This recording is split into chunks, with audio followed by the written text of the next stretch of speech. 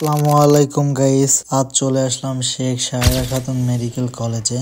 গোপালগঞ্জের ঘোরার জন্য আমার কাছে বেস্ট এই কলেজটি। বাট এর রিজন কি? এর মেইন রিজন হচ্ছে এই কলেজের সৌন্দর্য।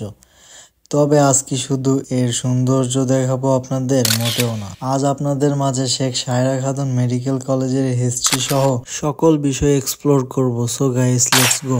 Gopalganj medical college. পূর্বে শেখ সায়রা খাতুন মেডিকেল কলেজ নাম ছিল। গোপালগঞ্জ জেলার একটি সরকারি মেডিকেল কলেজ যা 2011 সালে প্রতিষ্ঠিত হয়। 2024 সালের 3 নভেম্বর এর নাম পরিবর্তন করে বর্তমান নাম রাখা হয়। কলেজটি গোপালগঞ্জ সদর জেলার নবীনবাগ এলাকায় 250 শয্যার জেনারেল হাসপাতালের পাশে অবস্থিত। 36 একর জমির উপর নির্মিত এই প্রতিষ্ঠানে রয়েছে 6+6+4 তলা একাডেমি ভবন, 10 তলা 500 শয্যার হাসপাতাল, শিক্ষার্থী ও ইন্টার্নদের জন্য পৃথক hostel, institute of nuclear medicine, মসজিদ, খেলার মাঠ ও সমৃদ্ধ গ্রন্থাগার। প্রথম ব্যাচে 51 জন নিয়ে যাত্রা শুরু হলেও এখন প্রতি বছর 125 জন শিক্ষার্থী ভর্তি হয়। কলেজটি ঢাকা বিশ্ববিদ্যালয়ের অধিভুক্ত।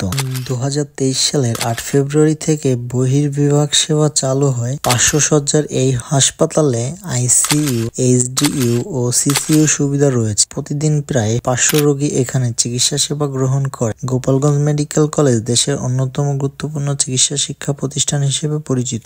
সো মেডিকেলে পড়তে ইচ্ছুক শিক্ষার্থীদের জন্য এটি একটি বেস্ট চয়েস হতে পারে।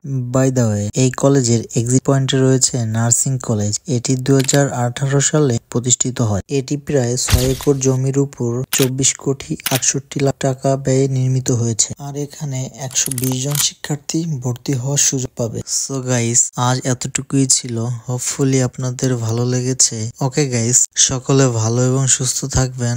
রামাদান মোবারক। আসসালামু আলাইকুম।